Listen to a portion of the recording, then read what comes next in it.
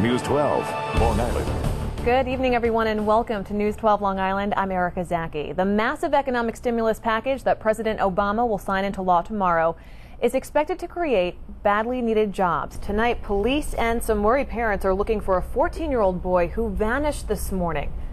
Bill Clinton has a history of doing well in Pennsylvania. Back in 1992 and 96, he won this state. South Korea is welcoming North Korea's agreement to declare and disable its nuclear programs by the end of the year, but says it wants to see something in writing. As you can tell, this house is obviously abandoned. You can see how high the water line got. And just to give you an idea of how powerful the winds and the floodwaters must have been, take a look at this tree. It toppled and took a large part of the lawn along with it. Michael Coleman here. Jets still making the headlines. They are. Are you surprised at what happened with Brett? I'm not. You're not? Well, some people say they were surprised by Brett Favre's retirement yesterday. I don't know if you were aware of it, but today would have been Abraham Lincoln's 200th birthday. News 12 Long Island's Ken Grimble shows us how kids in Amityville honored Honest Abe's legacy. A car wanders into the path of a speeding Long Island Railroad train. The result, a tragedy that shut down the tracks for hours and stranded commuters. Thanks for joining us. I'm Erica Zaki. That car was dragged about a half mile before the train came to a screeching halt. We begin our team coverage with News 12 Long Island's Andrew Anger. He shows us how it all happened. As Andrew mentioned, the gate at the crossing had just been repaired just an hour before the fatal crash. So what went wrong? Still so many unanswered questions. News 12 Long Island's transportation reporter Drew Scott continues our team coverage. Well, air traffic controllers reached out to other pilots in the area after Flight 3407 dropped off the radar. Here's part of the control tower recording just moments after the crash. Many called this Judgment Day. Dozens of people lined up outside this Queens courthouse as Sean Bell's family, friends, and supporters came to hear the fate of the 3 officers involved in the November 2006 shooting, which killed the groom-to-be. 36-year-old Michael Oliver and 29-year-old Giscard Isnora accused of manslaughter, while 40-year-old Mark Cooper was charged with reckless endangerment. All 3 officers acquitted of the charges, and at the moment the verdict was read, there were gasps in the courtroom and chaos outside. The judge said the police officer's version of the shooting of Bell was more credible than the version told by witnesses. All the credibility to police officers who did not even take the stand, but he scrutinized the witnesses that did take the stand, and that's how he reached his verdict. This was a tragedy with a death. It's a tragedy for all police officers that have to live with the difficult job we do, but nonetheless, we're grateful for this outcome. Even though the officers were acquitted, they still face departmental charges, which could include possible dismissal from the force, and the city could contend with multi-million-dollar civil lawsuits from the families. As the families can gather themselves, speak with their advisors, you can believe that there's going to be a very, very definite, strong, organized response. In high definition, Erica Zaki, VOOM, HD News, Queens, New York. The streets of Prague are alive with music, but not everyone is singing a happy tune. Tourism is down, especially among Americans. Just ask Viktos Resnick. He's a tour guide here.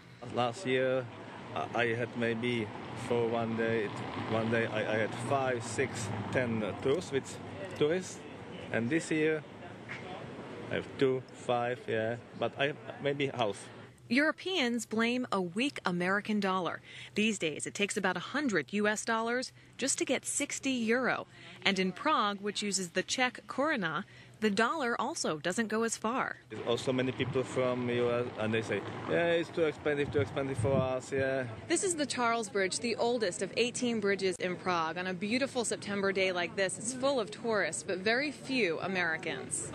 That's where we're staying, but... Denise Marquette was one of a few Americans we saw. She and her friends were not going to let the economy get in the way of their annual European escape. I'd rather go somewhere I haven't been before, and I've been around the United States, so I'd rather go somewhere different. I'd rather go somewhere exotic, so I'll pay a little bit more to see something this fabulous. So while there are fewer Americans seeing these beautiful sights that Europe has to offer, one thing is for sure, even in cities that date back hundreds of years, modern American influence seems to be everywhere. In high definition, Erica Zaki, VOOM, HD News, Prague. Breast cancer kills more women in the United States than any cancer except lung cancer, and statistics show breast cancer affects 1 in 8 women during their lives. My family learned that the hard way. In the first of a series on breast cancer, I share with you a very personal story. Being diagnosed with cancer can be the most devastating news that you've ever heard because it can take your life. Cindy Zaki was diagnosed with breast cancer just a few months ago. She is one of approximately 3 million women in the U.S. living with the disease. With such grim statistics, it's almost inevitable you will know someone affected by it. I know this for a fact because Cindy is my mom. In August, she underwent a mastectomy to have her affected breast removed. In a few months, she'll have her other breast removed to lessen the chances of her cancer ever coming back.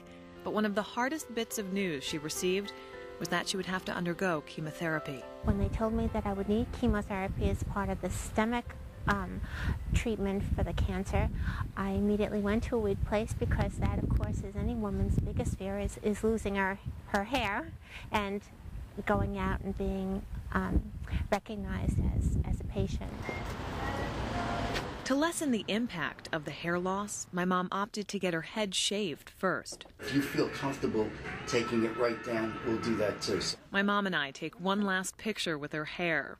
I hold her hand, and then the sound of the buzzer.